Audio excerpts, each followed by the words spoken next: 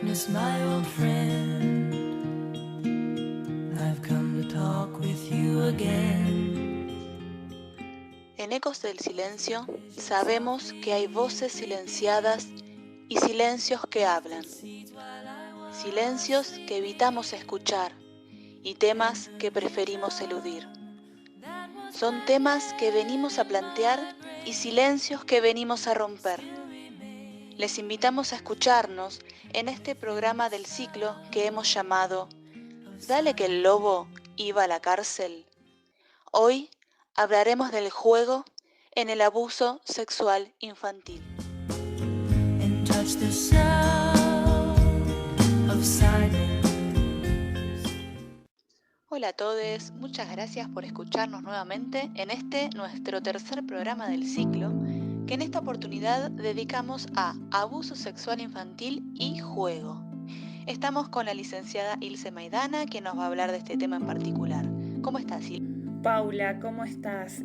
La verdad yo estoy muy bien, estoy muy contenta por compartir nuevamente este espacio, este ciclo de entrevistas, pero no quiero dejar de expresar que es un día de muchos sentimientos que nace justamente a partir de la temática que decidimos abordar hoy y compartir con nuestros oyentes. Vamos a estar hablando de los niños y niñas abusados y abusadas y qué tan importante es el juego en la detección del abuso sexual infantil. Sí, la verdad que tenemos por delante un programa muy interesante, con contenido que es fundamental, diría, para este ciclo. Y ya en nuestro programa anterior, ¿no? Hablábamos de la importancia de observar y escuchar a las niñas y anticipábamos también esto de prestar atención a aquellos que nos pueden estar queriendo decir por medio del juego. Entonces, voy a empezar por preguntarte, Ilse, ¿qué es el juego? ¿Cómo lo definimos y cómo lo entendemos desde la psicología? Qué interesante, Paula, porque cuando escuchamos decir juego nos lleva directamente a pensar en una actividad realizada por niños y niñas, ya sea para divertirse o entretenerse. Pero la realidad es que va mucho más allá que una simple acción. Y en este punto voy a nombrar a la licenciada María Cecilia López, que en su libro Los juegos en la detección del abuso sexual infantil, ella define el juego como una actividad presente en todos los seres humanos a lo largo de la evolución de la especie, ¿sí? Ella expresa que tiene una función primordial en lo que respecta al ciclo vital de cada individuo, ya que constituye una herramienta que permite ensayar, que permite adquirir y desarrollar conocimientos y capacidades adquiridas tanto intelectuales, así como motoras, emocionales, sociales y psicológicas. Generalmente, Paula, al juego se lo identifica con la diversión, se lo identifica con el placer, con el ocio, pero su trascendencia es mucho mayor, ya que gracias al juego las culturas, ¿sí? Suelen transmitir normas de conducta, suelen transmitir sus valores, estimulando el desarrollo de distintas facetas de la personalidad. Y es sobre este punto donde debemos parar y prestar atención, porque como dije al principio, Paula, quiero que quede claro y se entienda que el juego es mucho más que una simple acción, es mucho más que una actividad para divertirse o entretenerse.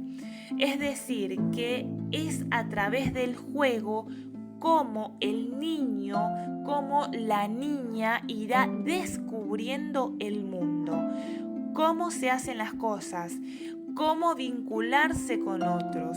¿Por qué? Porque el juego es una de las primeras formas de expresarse del niño y resulta un medio imprescindible, y esto lo debemos saber, es un medio imprescindible para expresar sus intereses, para expresar sus alegrías, sus miedos, sus angustias y todo aquello que le preocupa. El juego suele estar asociado al desarrollo del lenguaje, a la creatividad, a los roles sociales, a la solución de problemas y también está vinculado a numerosos procesos cognitivos y sociales. El juego tiene una función importante a nivel educativo, ya que colabora en el desarrollo mental, motor, afectivo, emocional y social, ¿sí? Y esto es muy importante porque gracias al juego se estimula la capacidad de observación tan necesaria a la hora de conocer el mundo que nos rodea, ¿sí? Y despertar también distintas áreas de interés. Así es que el juego se transforma en un proceso de descubrimiento, en un proceso de redescubrimiento de la realidad y el mundo, a través de los cuales el niño no solo irá formando conceptos, sino que por sobre todo se irá conociendo y autodescubriéndose y estructurándose como sujeto, ¿sí? Y al decir de Ronstein, que me parece muy importante poder compartir con ustedes esta reflexión que hace ella, ella expresa que el niño escribe y tramita con el juego lo que está perturbado en su ser. Me parece fantástica la expresión, me parece excelente y muy clara. Bueno, discúlpame que te interrumpa, Ilse, pero me parece crucial la contundencia de esta cita de Rubinstein que traes, porque nos abre toda una faceta del juego que al menos desde el saber popular no tenemos muy asociada, ¿no? Nos ayuda a comprender un poco más sobre la profundidad y variedad de alcances que tiene el juego para el niño, para la niña. Y quiero sumar acá una pregunta a esto que venís diciendo, y tiene que ver con que en la formación de nuestra profesión, desde psicología, es bien conocida la experiencia de Freud y el llamado Fort-A. ¿Podrías hablarnos sobre este aporte que hace Freud en relación al juego? Totalmente, Paula, me parece muy pertinente el comentario que haces respecto de esta reflexión que nos deja Alicia Ronstein. Y volviendo a tu pregunta, Freud por su parte en el texto Más allá del principio de placer 1920, ya en un segundo momento de análisis del juego en los niños, Freud nota que el juego no se trata solamente de obtener placer, ¿sí? Él observa a un niño durante una semana y media en convivencia, ya que justamente se trataba de su nieto Ernest de 1 año y medio de edad, ¿sí? Y él, a partir de esta observación que hace, llega a la conclusión de que lo que importaba en esa ejecución del juego es que el niño buscaba un modo de hacer activo a través del juego aquello que vivía pasivamente de forma angustiada, ¿sí? Transformando la realidad a través del juego en algo que fuera de su dominio y que no solo dejara al niño en una situación de observador pasivo. En este trabajo, Paula, Freud claramente se refiere al juego como un trabajo de elaboración de lo traumático, ¿sí? Ya no se refiere al juego como una mera obtención de placer, sino a un trabajo psíquico que ofrece una homeostasis al aparato psíquico que está en construcción en el niño, ¿sí? Entonces, teniendo en cuenta todo esto, me parece importante poder deducir, ¿no? Lo que verdaderamente importa, ¿no? El juego, y el juego como facilitadora del tratamiento de lo traumático. Winnicott es otro de los grandes pioneros psicoanalista y pediatra. Él, en la traducción de su libro Realidad y Juego, expresa que no se trata tanto del objeto usado como del uso de ese objeto. ¿Qué quiere decir con esto Winnicott? Que en realidad se trata de cómo el niño, la niña, manipula el juguete, cómo manipula ese objeto, ¿sí? Y acá es donde destaco algo que es central en este trabajo, ¿no? Sobre el juego, entendiendo de que se trata de una posibilidad de expresión del niño, un modo de tramitar su propia conflictiva, de cumplir sus deseos más profundos y de hacer realidad ese mundo que tanto añora, de hacer justicia y a su vez que plasman todas las emociones que los invaden, ¿no? Ya sea alegrías, tristezas, miedos y un montón de emociones que surgen. Entonces, el juego es su manera de hablar, siendo los juguetes sus propias palabras. Es muy interesante todo lo que estás diciendo, Ilse, porque todo esto que nos compartís nos hace tomar conciencia de la entidad que realmente tiene el juego como cosa seria, ¿no? Y que tiene un papel fundamental en el desarrollo de las niñas. Y me quedo con esta última frase, el juego como la manera que tienen de hablar y siendo los juguetes como las propias palabras. Me parece clave como para que podamos empezar a hablar de la relevancia que toma el juego en casos de abuso sexual. ¿Cuál sería, Ilse, el valor simbólico de los juguetes en los niños y niñas que han sido abusados? Perfecto, Paula. Muy importante la pregunta, porque estamos hablando del juego, de la importancia del juego, pero ¿qué pasa con los juguetes? ¿Qué papel cumplen los juguetes en el juego? ¿Sí? Entonces, respondiendo a tu pregunta, Paula, los juguetes desempeñan un papel muy importante en la vida de un niño, ¿sí? Los juguetes añaden magia y emoción al aprendizaje sobre la vida, el funcionamiento de las cosas y cómo llevarse bien con los demás, ¿sí? Ayudan a los niños a explorar la realidad, a encontrar nuevos caminos, desarrollar su imaginación, probar estrategias, aprender, acertar, fallar, equivocarse y volver a intentar, ¿sí? Es verdad que el juego era considerado simplemente como ocio o pérdida de tiempo, pero sin embargo ahora es visto como una metodología didáctica para conseguir que los niños empiecen a comprender el mundo, ¿sí? A resolver sus problemas y a plantear sus propias dudas. Es por eso, Paula, la importancia de poder destacar su valor simbólico en los niños y niñas abusados y abusadas. López en su libro expresa que los juguetes tienen la propiedad de poder ser manipulados, maltratados, estrangulados, destrozados y hasta violados, para luego volver a ser reconstruidos. Y esta es una de las características que a los juguetes los hacen perfectos para trabajar en la psicoterapia con niños, ¿sí? Y sobre todo trabajar con niños víctimas de maltrato y abuso sexual. Y son ellos quienes suelen maltratar a sus muñecos, a sus muñecas, tal como lo hicieron con ellos y con ellas mismas, ¿sí? Claro, por lo que estás diciendo, Ilse, y discúlpame que te interrumpa de nuevo, pero el papel de los juguetes parece clave, tanto a nivel de la detección como con fines terapéuticos, ¿no? Porque los juguetes le vienen a permitir a las niñas esto que decíamos hace un ratito del aporte que hace Freud y el Fordá, esto de actuar de manera activa lo que padecen pasivamente.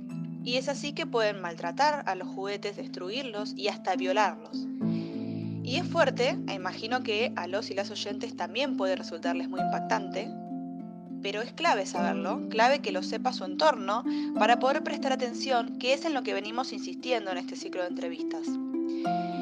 Y ahora te quería preguntar, Ilse, ¿algunos juguetes en particular favorecen o posibilitan estos fines?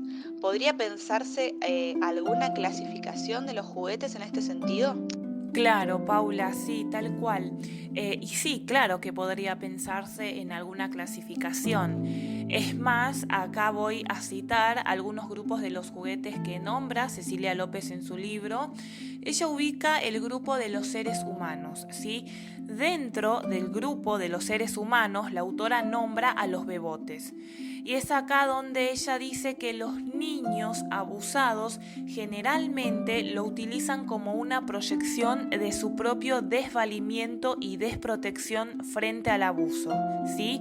Y esto es muy importante, Paula, porque en general suelen adjudicarles los niños a sus juguetes, a estos bebotes, diversas enfermedades, con la excusa de llevarlos al médico y aplicarles inyección en la zona genital. Claramente, Paula, esto es clave porque es símbolo del abuso. También explica la licenciada que funcionan como muñecos inocentes que no hablan, a quienes pueden desnudar sin miedo o tocar y manipular sus genitales. Claramente fantaseados, ya que estos muñecos no son sexuados. Por ejemplo, haciendo que los limpia, ¿sí? Otro de los muñecos que nombra son los superhéroes. Acá podemos encontrar a Batman, a Superman, el Hombre Araña. Sabemos que son varones con superpoderes que luchan contra la injusticia y el mal en la tierra. Y si bien, Paula, son utilizados por todos los niños y niñas para jugar, los niños y niñas que han sido abusados y abusadas suelen proyectar en ellos su necesidad de hacer justicia. Y esto es muy importante, ¿sí? ¿Por qué? Porque proyectan la necesidad que siente cada uno de hacer justicia, defendiendo así a los más débiles y metiendo en la cárcel a los malvados. Bueno, después tenemos el grupo de los seres fantásticos. En relación a los seres fantásticos, nombra a la bruja y los ogros, ¿sí? Ella expresa que la bruja es símbolo de la mala madre. ¿Cómo se entiende esto? Es decir, de los aspectos negativos de la propia madre, los niños abusados y abusadas suelen jugar con brujas y muchas veces las suelen llamar madrastras, quienes generalmente, Paula, representa a su propia madre en un rol negativo de incredulidad frente al abuso que ellos le confesaron, ¿sí? Y esto es muy importante porque es verdad que en muchos de los casos de abuso sexual infantil, la madre no cree en el relato de la víctima. Y esto, Paula, por supuesto que deja a la víctima en un estado de vulnerabilidad, donde ya no puede confiar y tampoco sentir en absoluto confianza en nadie. Por eso es muy importante que tengamos en cuenta estos puntos, ¿sí? Después los ogros, que está dentro de este grupo, los ogros en algunos cuentos representan lo detestable, representan lo horroroso, y es así que los niños abusados y abusadas, expresa López, que suelen utilizar este tipo de personajes en sus juegos para poder simbolizar a su agresor o a su agresora, ¿sí? Y en general suelen adaptar otros muñecos envolviéndolos con telas negras o pintándoles la cara, ¿sí? Bueno, sigo pasando al siguiente grupo. No quiero dejar de mencionar algunos porque me parece muy importante que lo tengamos en cuenta. Ahora nombro al grupo de animales domésticos, ¿sí? Los animales domésticos es otro de los grupos en donde los niños, Paula, manifiestan su trauma, ¿sí?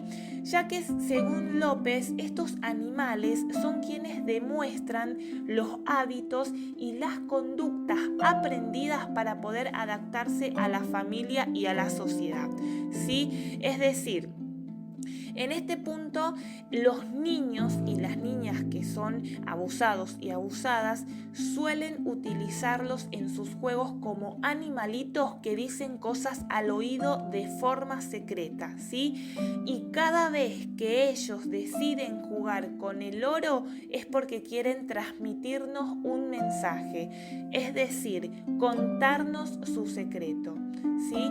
Después tenemos el grupo de los animales salvajes.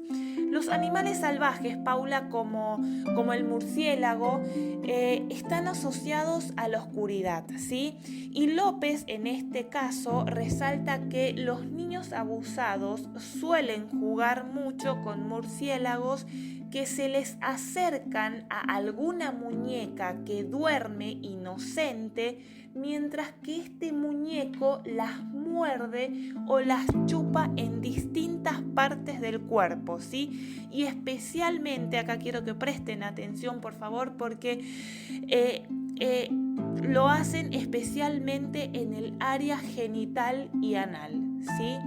Y por último, en relación a los juguetes que utilizan los niños abusados y abusadas sexualmente, nombra a los disfraces. Y dice que los niños abusados suelen disfrutar mucho de los disfraces en sus juegos. Acá tenemos, Paula, podemos pensar en las pelucas, máscaras, vestidos, ¿sí? Sucede que con el hecho de colocarse pelucas, anteojos, vestidos, se sienten más capaces de hablar acerca de sus propios sentimientos, ¿sí? Y hablar de todo aquello traumático que sufrieron y que no pueden poner en palabras, que son incapaces de transmitir en el armado de largas oraciones y explicaciones, es decir, no lo pueden transmitir en un lenguaje más abstracto, ¿no? Que por sobre todo cuando se trata de niños mucho más chiquitos aún no dominan. Entonces, Paula, además y gracias a los disfraces, se puede interpretar el rol del abusador, lo cual les ayuda también a ponerse en su piel como un modo de tratar de entenderlos, ¿sí? Y así, de esta manera, Paula, elaborar su trauma. Los niños víctimas suelen maltratar a sus muñecos tal como lo hicieron con ellos mismos.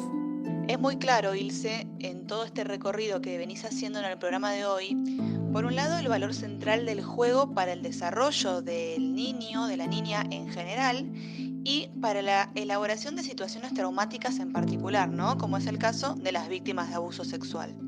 Cómo estos juguetes resultan imprescindibles para que ese niño pueda encontrar una manera de expresarse y también a la vez de elaborar lo traumático.